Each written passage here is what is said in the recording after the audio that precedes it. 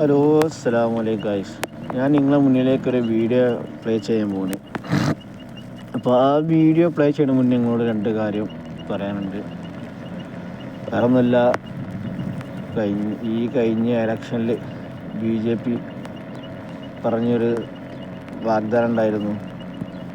Thiruvananthapuram corporation ഞങ്ങൾ പിടിച്ചെടുക്കി കഴിഞ്ഞാൽ ഞങ്ങൾ വാഗ്ദാനങ്ങൾ ഓരോന്നോരോന്നായിട്ട് ഞങ്ങൾ പ്രഖ്യാപിക്കും, പ്രധാനമന്ത്രി മോദിജി സാർ വന്ന് കഴിഞ്ഞാൽ പറഞ്ഞിട്ടുണ്ട്.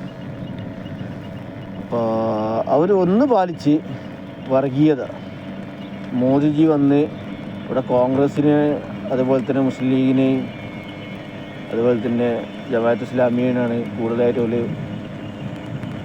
പറഞ്ഞിട്ടുള്ളത്. ഒരു ജമാഅത്ത് ഇസ്ലാമി, പിന്നെ മുസ്ലിം ലീഗ് പറഞ്ഞാണ്ട് ഒരു പാർട്ടി സംഘം, അതുപോലെ തന്നെ കോൺഗ്രസ് പാർട്ടി, ഈ മൂന്നെണ്ണത്തിനെയാണ് അവർ തള്ളി പറയുന്നത്. അവർ പറഞ്ഞത് ഈ മൂന്നെണ്ണത്തിനെ നമ്മളെ എതിരാളികളാണ്. CPM ഇല്ല കേരളത്തിൽ. അപ്പോൾ CPM ഓലിപ്പോൾ ഒന്നായി.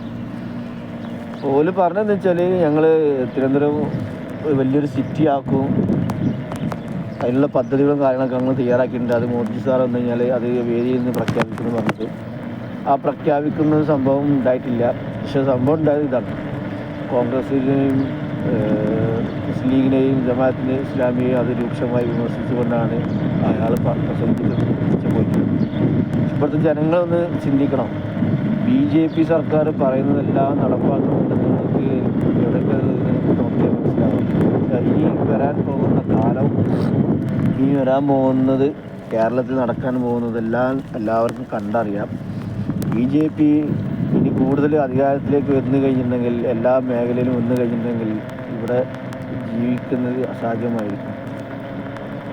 നോർമലി തന്നെ കേരളത്തിലുള്ള മിക്കവാറും ആൾക്കാരും കേരളം ഇന്ത്യ വിട്ടിട്ട് തന്നെ പുറത്ത് പോവുകയാണ്. വിദ്യാഭ്യാസപരമായിട്ടാണെങ്കിലും മെഡിക്കൽ പരമായിട്ടാണെങ്കിലും എല്ലാ മേഖലയിലും. ഇപ്പോൾ ബിസിനസ് ആണെന്നുണ്ടെങ്കിൽ പുറം ലോകത്ത് പോയി കഴിഞ്ഞാൽ, വിദേശത്ത് പോയി കഴിഞ്ഞാൽ, GCC കൺട്രികളിൽ പോയി കഴിഞ്ഞാൽ പിന്നെ ഇങ്ങോട്ട് തിരിച്ചു വരുന്നില്ല. വരികയാണെന്നുണ്ടെങ്കിൽ എന്തെങ്കിലും ഒരു ദിവസം കേരളത്തിൽ വന്ന് അവരുടെ ഫാമിലിനെ കണ്ട് തിരിച്ചു പോകും, പിന്നെ അവിടെ നിന്ന് സ്റ്റേ ചെയ്യും. അതാണ് ഇപ്പോഴത്തെ അവസ്ഥ. വേറെ ഒന്നുമില്ല, പണ്ടത്തെ മാതിരിക്കല്ല. ഇപ്പോൾ കേരളത്തിൽ ഒരുപാട് പ്രശ്നങ്ങളും ഒരുപാട് ന്യൂനതകളും എല്ലാം വന്നിട്ടുണ്ട്. അപ്പോൾ ജനങ്ങൾക്ക് കേരളം സേഫ് അല്ല എന്നാണ് തോന്നുന്നത്. അപ്പോൾ അതുകൊണ്ടാണ് കേരളം വിട്ടു പോകുന്നത്. പിന്നൊന്ന് പറയാനുള്ളത്, മോദിജി സാറ് പ്രഖ്യാപിക്കുന്നു പറഞ്ഞ സംഭവം മോദിജി സാർ പ്രഖ്യാപിച്ചിട്ടില്ല. BJP ആ പത്രിക കൊടുത്ത് അത് മോദിജി സാറ് കൂടുതലുള്ള പോയിട്ട് ചെക്ക് ചെയ്ത് അതിനെക്കുറിച്ച് പഠിച്ചതിന് ശേഷം മാത്രമേ അവർ പാസ്സാക്കുമെന്ന് പറയുന്നത്. ആ വീഡിയോയിൽ ഞാനിതിൽ ഉൾപ്പെടുത്തുന്നുണ്ട്. ഫസൽ കാരാട്ട് പറയുന്നത് അത് മോദി സാറ് വന്ന് അങ്ങനെ പ്രഖ്യാപിച്ച് ഇങ്ങനെ പ്രഖ്യാപിച്ച് അതിനകത്ത് വേറെ ശബ്ദിക്കുന്നത് അത് BJPക്ക് മാറ്റി നിർത്താൻ ചെയ്യുന്നതാണ് മനസ്സിലാവുന്നത്. ഓൾറെഡി അങ്ങനെയാണ്. പക്ഷെ എന്നാലും ഈ വീഡിയോയിലുള്ളത് ഫുൾ അതാണ്. പക്ഷേ ഈ വീഡിയോയിലുള്ള സത്യാവസ്ഥ എന്താണെന്നുള്ളത് ഞാൻ നിങ്ങൾക്ക് ഈ വീഡിയോ ഫസൽ പറഞ്ഞതിന് ശേഷം ഞങ്ങൾക്കൊരു വീഡിയോ പ്ലേ ചെയ്യുക. ആ വീഡിയോ കറക്റ്റായിട്ട് നിങ്ങൾ കേൾക്കുക, കാണുക. നിങ്ങൾക്ക് ഇഷ്ടപ്പെട്ടിരിക്കുന്നുണ്ടെങ്കിൽ ലൈക്ക് ചെയ്ത് സബ്സ്ക്രൈബ് ചെയ്ത് കമൻറ്റ് ചെയ്ത് എല്ലാവരിലേക്കും നിങ്ങൾ മാക്സിമം എത്തിക്കുക. ഫസൽ കാരാട്ട് എത്രത്തോളം നുണ പറയുന്നുണ്ടെന്ന് എല്ലാവർക്കും മുമ്പേ അറിയാം. എന്നാലും ഈ വീഡിയോയിൽ എത്രത്തോളം കള്ളം പറയുന്നുണ്ടെന്ന് നിങ്ങൾക്ക് മനസ്സിലാവും. ഓക്കെ, വീഡിയോയിലേക്ക് പോകാം. നിങ്ങൾ കണ്ടില്ലേ, തിരുവനന്തപുരം കോർപ്പറേഷനിൽ BJP അധികാരത്തിലെത്തിയാൽ 45 ദിവസത്തിനുള്ളിൽ നമ്മുടെ പ്രധാനമന്ത്രിയെ കൊണ്ടുവന്ന് വികസനങ്ങൾ പ്രഖ്യാപിക്കുമെന്ന് BJP പറഞ്ഞിരുന്നു.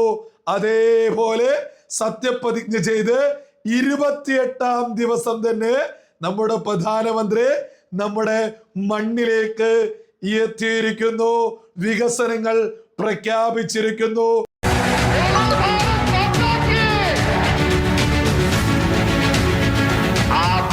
कांग्रेस से भी बहुत सतर्क रहना है.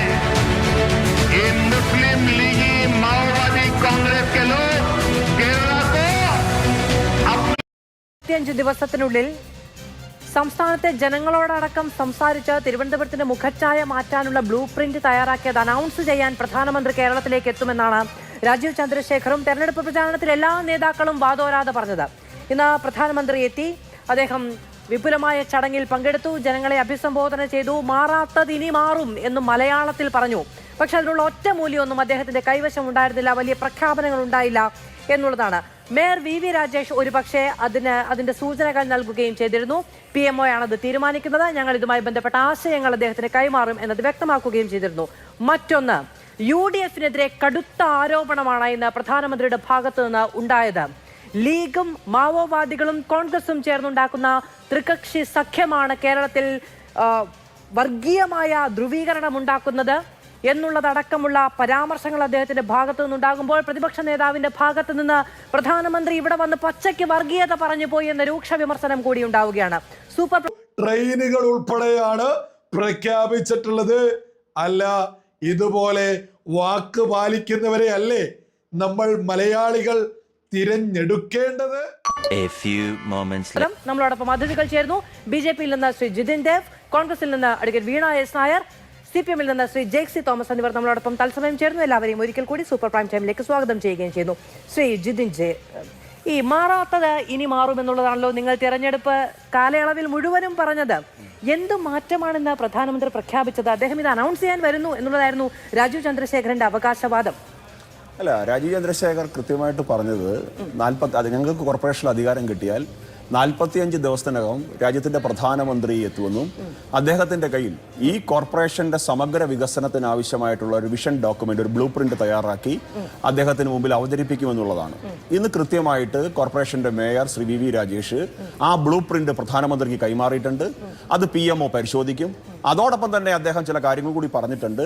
ഫെബ്രുവരി മാസത്തിൽ തിരുവനന്തപുരത്ത് ചില കോൺക്ലേവുകൾ സംഘടിപ്പിച്ചിട്ടുണ്ട്.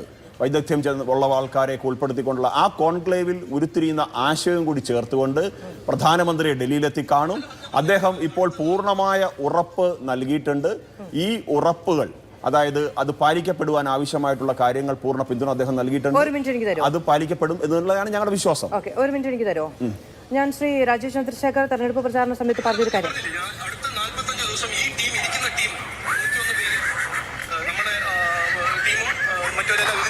വാർഡ് തലത്ത് ഒരു ബ്ലൂ പ്രിന്റ് ഉണ്ടാക്കും. എന്താണ് 5 കൊല്ലം വാർഡിൽ ചെയ്യേണ്ടത്, അതുപോലെ തന്നെ നഗരത്തിന്റെ ഓരോരോ പ്രശ്നങ്ങൾ എന്താണ് 5 കൊല്ലം ചെയ്യേണ്ടത്, ആ ബ്ലൂ പ്രിന്റ് ഉണ്ടാക്കി ജനങ്ങൾ മുമ്പിൽ വെച്ച് ജനങ്ങളുടെ ഒപ്പം അവരുടെ അഭിപ്രായം എടുത്ത് ഈ പ്ലാൻ ഉണ്ടാക്കി ആ പ്ലാനിൽ പ്രഖ്യാപിക്കാനും അതിനെ അനൗൺസ് ചെയ്യാൻ പ്രധാനമന്ത്രിയെ ഞങ്ങൾ വിളിക്കും. അദ്ദേഹം ഇവിടെ വന്ന് അത് പ്രഖ്യാപിക്കും എന്നാണ് പറഞ്ഞത്. ഞാൻ ചോദിച്ചതാണ്, അതിന്റെ കൃത്യമായ വാക്കുകൾ അങ്ങ് പറഞ്ഞതല്ല. അല്ല, ഞാൻ പറഞ്ഞുതരാം. പ്രഖ്യാപിക്കുക എന്ന് പറഞ്ഞു കഴിഞ്ഞാൽ ഒരു പ്രധാനമന്ത്രിക്ക് വന്നിട്ട് ഒരു നഗരത്തിന്റെ കാര്യം മാത്രം അങ്ങനെ ഒരു സ്റ്റേറ്റിനെ നോക്കുകുത്തിയാക്കി വെച്ചിട്ട് പ്രഖ്യാപിക്കാൻ സാധിക്കുന്ന കാര്യമാണ്. ഞാൻ പറയട്ടെ അദ്ദേഹത്തിന് മുമ്പിൽ ഞങ്ങൾ ഈ നഗരത്തിന്റെ ഡെവലപ്മെന്റിന് ആവശ്യമായിട്ടുള്ള ഞങ്ങൾ ആഗ്രഹിക്കുന്ന പദ്ധതികൾ അദ്ദേഹത്തിന് മുമ്പാകെ അവതരിപ്പിച്ചിട്ടുണ്ട്. അത് പ്രധാനമന്ത്രി പഠിക്കണ്ടേ? അദ്ദേഹം അത് പഠിച്ചതിന് ശേഷം അതിനകത്തുള്ള കൃത്യമായിട്ടുണ്ടാവും. ഒരു കാര്യം ഞാൻ മാധുവിന് ഉറപ്പ് നൽകാം, തിരുവനന്തപുരം നഗരത്തെ ഞങ്ങൾ മാറ്റി എഴുതും. ഇന്ന് പ്രധാനമന്ത്രി എന്നത് കൃത്യമായിട്ട് വ്യക്തമാക്കിയിട്ടുണ്ട്. രാജ്യത്തെ ഏറ്റവും മികച്ച നഗരങ്ങളിൽ ഒന്നായി തിരുവനന്തപുരം മാറും. ഈ നഗരവാസികളായിട്ടുള്ള കോർപ്പറേഷനിൽ വോട്ടുള്ള ഒരാളല്ല. തിരുവനന്തപുരം നഗരത്തിലെ വോട്ടർമാരോട് തെരഞ്ഞെടുപ്പിന്റെ ആകെ സമയത്ത് നിങ്ങളുടെ അധ്യക്ഷനടക്കം പറഞ്ഞ കാര്യമാണ് ഞാൻ ഇവിടെ ആവർത്തിച്ച് കേൾപ്പിച്ചത്. നിങ്ങൾ ജനങ്ങളോട് സംസാരിച്ച് അഭിപ്രായ സ്വരൂപണം നടത്തി ബ്ലൂ പ്രിന്റ് തയ്യാറാക്കി അത് പ്രധാനമന്ത്രിക്ക് കൈമാറി അദ്ദേഹം അത് അനൗൺസ് ചെയ്യാൻ 45 ദിവസത്തിനുള്ളിൽ ഇവിടെ എത്തും എന്നാണ് പറഞ്ഞത്. നിങ്ങൾക്കത് കഴിഞ്ഞില്ലെങ്കിൽ കഴിഞ്ഞില്ല എന്ന് പറഞ്ഞുകൂടെ? അങ്ങനെ പറയരുത് മാധു. കാരണം ഈ ചർച്ചകൾ കേൾക്കുന്ന ആൾക്കാർ ഈ പറയുന്നത് പോലെ മണ്ടന്മാരൊന്നുമല്ലല്ലോ. പറയട്ടെ ഒരു പ്രധാനമന്ത്രിക്ക് മുമ്പിൽ ഞങ്ങൾ ബ്ലൂ പ്രിന്റ് വെച്ചു. അദ്ദേഹം അത് പഠിക്കണ്ടേ? ഒരു ഡോക്യുമെന്റ് അദ്ദേഹത്തിന് കിട്ടി കഴിഞ്ഞാൽ ശരി ഞാനിത് പ്രഖ്യാപിച്ചു എന്ന് പറയാൻ ശരിയാണ്. അദ്ദേഹം അത് പഠിക്കണം. 45 ദിവസം കൊണ്ട് ഈ പറയുന്നത് പോലെ ഇടുകൊടുക്കെ എന്ന് പറയുന്ന രീതിയിൽ നടക്കുമെന്നുള്ള വിശ്വാസമൊന്നും എനിക്കുമില്ല. എത്രയും പെട്ടെന്ന് നടക്കട്ടെ. നോക്കൂ, ഒരു ഭരണസമിതി അധികാരത്തിൽ വന്നപ്പോൾ നിങ്ങൾ മാന്ത്രിക വടി വീശിയില്ല എന്ന് പറഞ്ഞ് വിമർശിക്കാനും ഞാൻ ആളല്ല.